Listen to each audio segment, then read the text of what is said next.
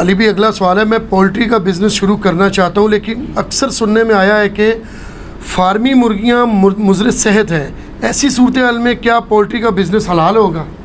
اچھا شکر ہے، یہی سننے میں ہمیں تو کہتے ہیں جی فارمی جڑی مرغی ہے نہ ادھر ماں نہ پیو تو اس سے پوچھے جو آپ دیسی مرغی ہیں ان کے ماں باپ کی تحقیق کر کے آپ کھا رہے ہوتے ہیں؟ کیونکہ آج کل جو دیسی مرغیاں بھی مارکیٹ میں آئی ہیں وہ بھی زیادہ تر فارمی ہوتی ہیں، یہ گولڈن مرغیاں، تو ماں باپ کی تحقیق کرنے کی آپ کو دوسرا یہ کوئی شرعی قانون تو نہیں ہے کہ آپ نے وہ تحقیق کرنی ہے. شریعت جو لاگو ہوتی ہے وہ لاگو ہوتی ہے انسانوں کے اوپر، جنات کے اوپر، جانوروں کے اوپر آپ نے شریعت نہیں لاگو کرنی ہے. ورنہ تو آپ کو پتا ہے جانوروں میں تو آپ کو پتا ہے یہ جوڑے والا میں میل فیمیل کا بھی چکر اس طریقے سے اسٹرکٹلی تو وہ فالو نہیں ہو رہا ہوتا کہ وہ یعنی میاں بیوی کا جیسا ریلیشن شپ ہے. وہاں تو اس طرح اوپن ہی ہوتا ہے، ایک مرغا ہے تو 5 مرغیاں رکھی ہوتی ہیں ساتھ. تو آپ دیسی بھی رکھ کے دیکھیں تو وہ اگر آپ اس چکروں میں پڑ جائیں گے نہ ماں نہ پیو تو یہ تو اور چکر ہے. باقی یہ جو مضر صحت والا مسئلہ ہے نا یہ پاکستان میں بھی اٹھا تھا، سپریم کورٹ نے بھی اس کا نوٹس لیا، وہ فیڈ کے اعتبار سے پھر الٹیمیٹلی اب تو خیر معاملہ ریزالو ہو گیا ہے، اللہ کا شکر ہے. باقی یہ کہنا کہ ان کی فیڈ میں سور یا باقی چیزیں شامل کی جاتی ہیں، ہمیں تو کوئی ایسی تحقیق نہیں ملی ہے. اور دوسری بات یہ ہے کہ سور کو تو چھوڑ دیں، آپ کی دیسی مرغیاں بھی جو کھا پی رہی ہیں کیا وہ کیڑے مکوڑے کیا وہ آپ کے نزدیک حلال ہیں کھانے؟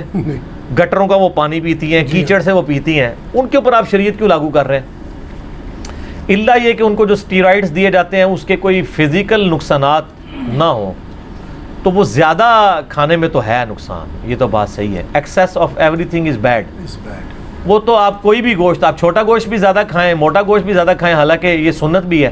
موٹا گوشت سنت ابراہیمی ہے، وہ بنا ہوا بچڑا لے آئے تھے، قرآن میں آتا ہے. چھوٹا گوشت بخاری مسلم میں نبی علیہ السلام کا پسندیدہ تھا.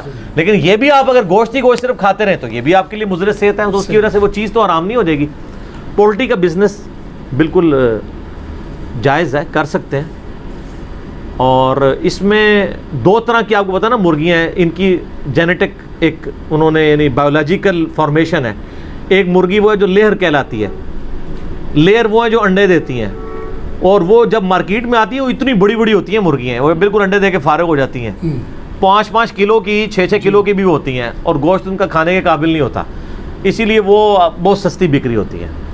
پاکستان میں پولٹری کے بزنس کی یہ برکت ہے کہ چھوٹا گوشت آپ کو آج 1000 روپے 1200 روپے کلو مل رہا ہے، ورنہ یہ آپ کو 10,000 روپے کلو مل رہا ہوتا.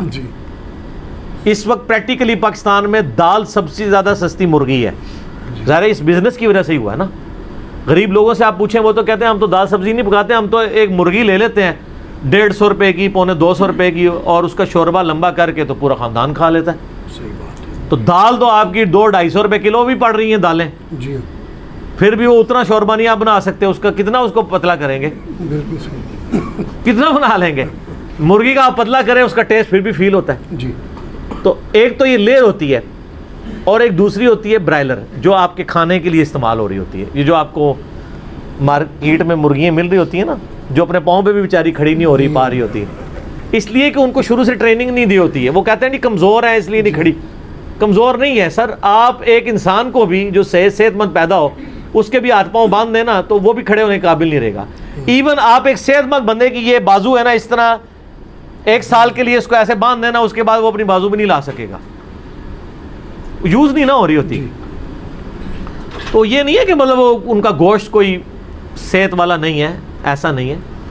باقی ایکسیس نہیں ہونا چاہیے. ہم تو پرسنلی میں تو بہت کوشش کرتا ہوں اوائڈ ہی کروں. بہت کوئی مجبوری ہو تو وہ کھانا پڑ دے، علیحدہ بات ہے. باقی بزنس اس کا حلال ہے، بلکہ اگر آپ کی نیت ٹھیک ہوگی تو نیکی کا کام ہے لوگوں کو یعنی سستا گوشت پرووائڈ کریں. تو جو برائلر ہے وہ کھانے کے لیے استعمال ہوتی ہے، لیئر جو ہے وہ انڈوں کے لیے.